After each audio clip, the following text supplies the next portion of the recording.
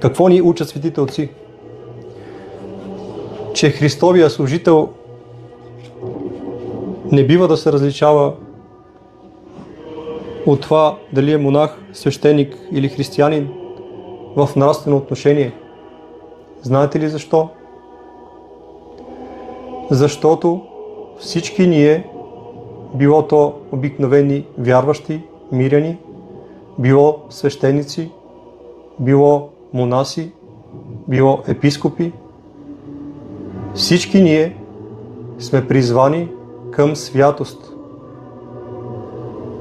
Нашата цел е единението с Бога и постигането на святост, защото сам Той е казал: бъдете свети, както е вашият Отец Небесен. Така че в нравствено отношение всеки е призван да се стреми към съвършенството, към светостта и по Божията благодат и дарование всеки може да постигне в различна степен тази святост и тези духовни дарове.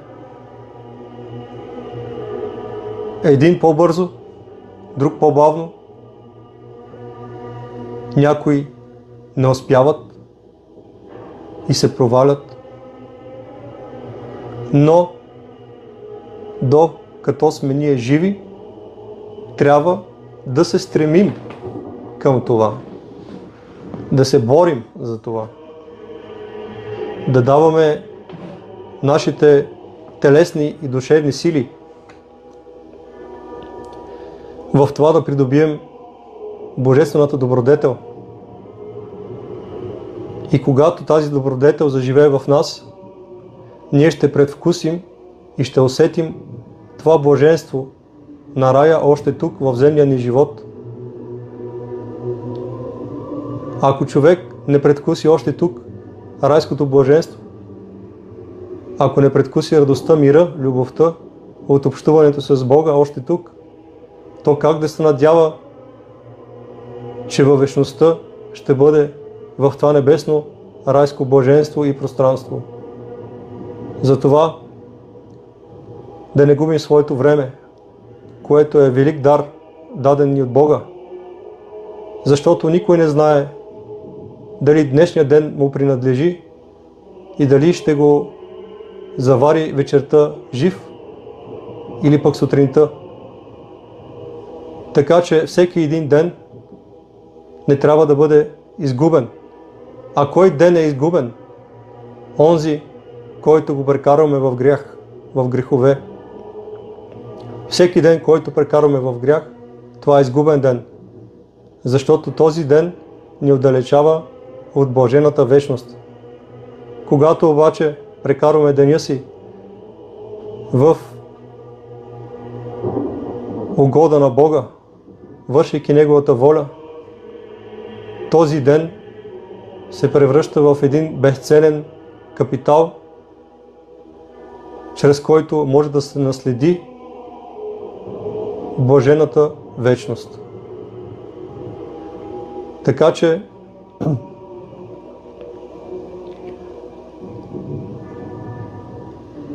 нека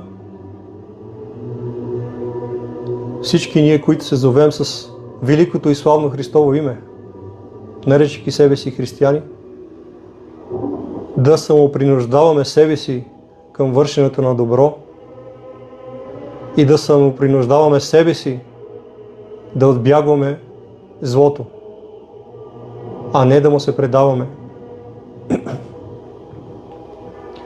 За този, който иска да живее по Бога, ще се надигнат множество врагове, изкушения, присмехулници, които ще му се смеят, ще го иронизират, ще го осъждат, ще го отхвърлят.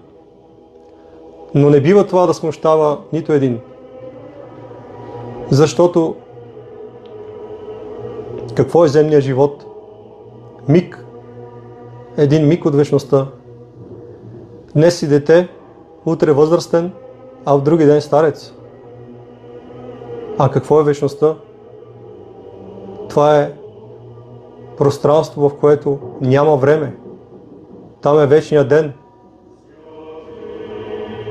Така че да не се смущаваме, а напротив, все повече да се вдъхновяваме, да живеем по Бога. И не само заради блажената вечност, защото когато живеем по Бога още тук,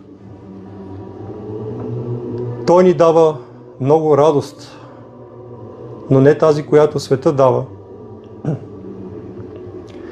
Духовната радост няма нищо общо с светските наслаждения. Светските наслаждения са свързани с греховните ни страсти на плътта, а духовната радост, тя храни нашата душа. Въдворява в нея святи помисли, чувства, мир и единение с Бога. Така че да не щадим себе си, а да се трудим духовно, но всичко да възложим на Бога, защото само Той може да благоволи и да ни даде своята благодат. Той я дава не поради нашите усилия и нашите действия, а от любов към нас. Когато ние го обичаме, Той като наш Отец ни дава своята благодат заради това, че ни обича. Да не си мислим, че притежаваме нещо свое, защото много често дявола се опитва да ни изкуши с гордост и да ни бутне в капана на прелестта. Да си помислим, че ето, ние сме велики молитвеници, подвижници, проповедници и какво ли още не. Това всичко е измама. Измама на дявола, защото всичко, което имаме, всяко добро, което имаме, то не е наше. Апостол Павел казва: защо се хвалиш, като да не си получил? Тоест, всичко ние получаваме от Бога. Единственото, което е само лично и наше, това са нашите грехове. Ето с това ние трябва да се борим, за да премахнем това, което ни отделя от Бога. Защото греха е този, който ни отделя от Бога. Добре, няма да съм многословен. Желая ви да се приближавате към Господа,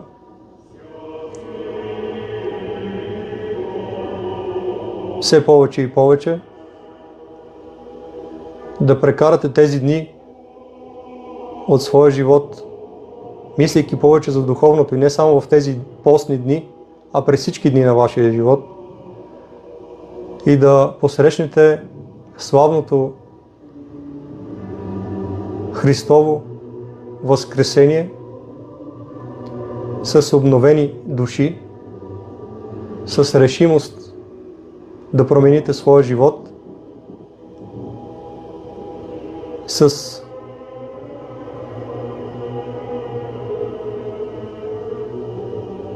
благодарност към Бога.